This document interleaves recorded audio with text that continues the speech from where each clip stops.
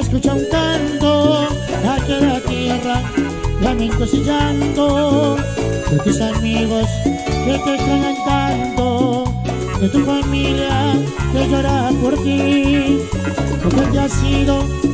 toda tristeza, ya no habrá alegría en tu hogar, solo recuerdos de aquellos cantos